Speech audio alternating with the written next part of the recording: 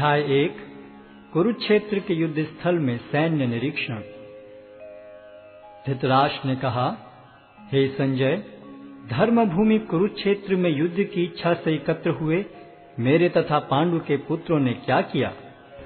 संजय ने कहा, हे राजन, पांडु पुत्रों द्वारा सेना की व्यूह रचना देखकर राजा दुर्योधन अपने गुरु के पास गया और उसने ये शब्द कहे, हे आचार्य, पांडु पुत्रों की विशाल सेना को देखें, जिसे आपके बुद्धिमान शिष्य द्रुपद के पुत्र ने इतने कौशल से व्यवस्थित किया है। इस सेना में भीम तथा अर्जुन के समान युद्ध करने वाले अनेक वीर धनुर्धर हैं, यथा महारथी युयुधान, विराट तथा द्रुपद। इनके साथ ही धृष्टकेतु, चेकितान, काशीराज, पुरुजित, कुंतीभोज तथा शैब्य जैसे महान शक्तिशाली योद्धा भी हैं। पराक्रमी युधामन्यु, अत्यंत शक्तिशाली उत्तमौजा, सुभद्रा का पुत्र तथा द्रौपदी के पुत्र, ये सभी महारथी हैं। किंतु हे ब्राह्मण श्रेष्ठ, आपकी सूचना के लिए मैं अपनी सेना के उन नायकों के विषय में बताना चाहूंगा जो मेरी सेना को संचालित करने में विशेष रूप से निपुण हैं। मेरी सेना में स्वयं आप, भीष्म, कर्ण, कृपाचार्य, अश्वत्थामा, विकर्ण तथा सोमदत्त का पुत्र भूरिश्रवा आदि हैं, जो युद्ध में सदैव विजयी रहे हैं। ऐसे अनेक वीर भी हैं जो मेरे लिए अपना जीवन त्याग करने के लिए उद्यत हैं। वे विविध प्रकार के हथियारों से सुसज्जित हैं और युद्ध विद्या में निपुण हैं। हमारी शक्ति अपरिमेय है और हम सब पितामह द्वारा भली भांति संरक्षित हैं, जबकि पांडवों की शक्ति भीम द्वारा भली भांति संरक्षित होकर भी सीमित है। अतएव सैन्य व्यूह में अपने अपने मोर्चों पर खड़े रहकर आप सभी भीष्म पितामह को पूरी सहायता दें। तब कुरुवंश के वयोवृद्ध परम प्रतापी एवं वृद्ध पितामह ने सिंह गर्जन की सी ध्वनि करने वाले अपने शंख को उच्च स्वर में बजाया, जिससे दुर्योधन को हर्ष हुआ। तत्पश्चात शंख, नगाड़े, बिगुल, तुरही तथा सिंह सहसा एक साथ बज उठे। वह समवेत स्वर अत्यंत कोलाहलपूर्ण था। दूसरी ओर से श्वेत घोड़ों द्वारा खींचे जाने वाले विशाल रथ पर आसीन कृष्ण तथा अर्जुन ने अपने अपने दिव्य शंख बजाए। भगवान कृष्ण ने अपना पांचजन्य शंख बजाया, अर्जुन ने देवदत्त शंख तथा अति भौजी एवं अति मानवीय कार्य करने वाले भीम ने पौंड्र नामक भयंकर शंख बजाया। हे राजन, कुंती पुत्र राजा युधिष्ठिर ने अपना अनंत विजय नामक शंख बजाया तथा नकुल और सहदेव ने सुघोष एवं मणिपुष्पक शंख बजाए। महान धनुर्धर काशीराज, परम योद्धा शिखंडी, धृष्टद्युम्न, विराट, अजय सात्यकी, द्रुपद, द्रौपदी के पुत्र तथा सुभद्रा के महाबाहु पुत्र आदि सबों ने अपने अपने शंख बजाए। इन विभिन्न शंखों की ध्वनि कोलाहल पूर्ण बन गई, जो आकाश तथा पृथ्वी को शब्दायमान करती हुई धृतराष्ट्र के पुत्रों के हृदय को विदीर्ण करने लगी। उस समय हनुमान से अंकित ध्वजा लगे रथ पर आसीन पांडु पुत्र अर्जुन अपना धनुष उठाकर तीर चलाने के लिए उद्यत हुआ।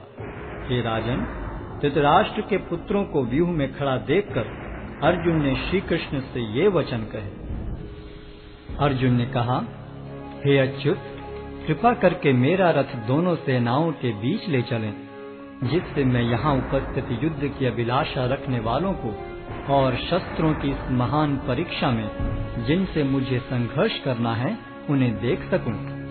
मुझे उन लोगों को देखने दीजिए जो यहाँ पर धृतराष्ट्र के दुर्बुद्धि पुत्र दुर्योधन को प्रसन्न करने की इच्छा से लड़ने के लिए आए हुए हैं। संजय ने कहा, हे भरतवंशी, अर्जुन द्वारा इस प्रकार समझने का कि हे पार्थ, यहाँ पर एकत्र सारे कुरुओं को देखो। अर्जुन ने वहाँ पर दोनों पक्षों की सेनाओं के मध्य में अपने चाचा ताऊओं, पितामहों, गुरुओं, मामाओं, भाइयों, पुत्रों, पौत्रों, मित्रों, ससुरों और शुभ चिंतकों को भी देखा। जब कुंती पुत्र अर्जुन ने मित्रों तथा संबंधियों की इन विभिन्न श्रेणियों को देखा तो वह करुणा से अभिभूत हो गया और इस प्रकार बोला। अर्जुन ने कहा, हे कृष्ण, इस प्रकार युद्ध की इच्छा रखने वाले अपने मित्रों तथा संबंधियों को अपने समक्ष उपस्थित देखकर मेरे शरीर के अंग कांप रहे हैं और मेरा मुख सूखा जा रहा है। मेरा सारा शरीर कांप रहा है, मेरे रोंगटे खड़े हो रहे हैं। मेरा गांडीव धनुष मेरे हाथ से सरक रहा है और मेरी त्वचा जल रही है। मैं यहाँ अब और अधिक खड़ा रहने में असमर्थ हूँ। मैं अपने को भूल रहा हूँ और मेरा सिर चकरा रहा है। हे कृष्ण, मुझे तो केवल अमंगल के कारण दिख रहे हैं। हे कृष्ण, इस युद्ध में अपने ही स्वजनों का वध करने से न तो मुझे कोई अच्छाई दिखती है और न मैं उससे किसी प्रकार की विजय, राज्य या सुख की इच्छा रखता हूँ। हे गोविंद, हमें राज्य, सुख अथवा इस जीवन से क्या लाभ, क्योंकि जिन सारे लोगों के लिए हम उन्हें चाहते हैं वे ही इस युद्ध भूमि में खड़े हैं। हे मधुसूदन, जब गुरुजन, पितृगण, पुत्रगण, पितामह, मामा, ससुर, पौत्रगण, साले तथा अन्य सारे संबंधी अपना अपना धन एवं प्राण देने के लिए तत्पर हैं और मेरे समक्ष खड़े हैं, तो फिर मैं इन सब को क्यों मारना चाहूंगा, भले ही वे मुझे क्यों न मार डालें। हे जीवों के पालक, मैं इन सबों से लड़ने को तैयार नहीं, भले ही बदले में मुझे तीनों लोग क्यों न मिलते हों।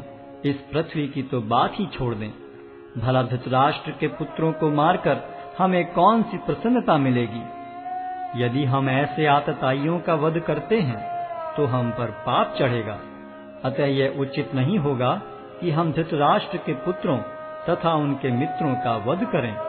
हे लक्ष्मीपति कृष्ण, इससे हमें क्या लाभ होगा और अपने ही कुटुंबियों को मारकर हम किस प्रकार सुखी हो सकते हैं। हे जनार्दन, यद्यपि लोक से अभिभूत चित्त वाले ये लोग अपने परिवार को मारने या अपने मित्रों से द्रोह करने में कोई दोष नहीं देखते, किंतु हम लोग जो परिवार के विनष्ट करने में अपराध देख सकते हैं, ऐसे पाप कर्मों में क्यों प्रवृत्त हों। कुल का नाश होने पर सनातन कुल परंपरा नष्ट हो जाती है और इस तरह शेष कुल भी अधर्म में प्रवृत्त हो जाता है। हे कृष्ण, जब कुल में अधर्म प्रमुख हो जाता है तो कुल की स्त्रियां दूषित हो जाती हैं और स्त्रीत्व के पतन से हे वृष्णिवंशी अवांछित संतानें उत्पन्न होती हैं। अवांछित संतानों की वृद्धि से निश्चय ही परिवार के लिए तथा पारिवारिक परंपरा को विनष्ट करने वालों के लिए नारकीय जीवन उत्पन्न होता है।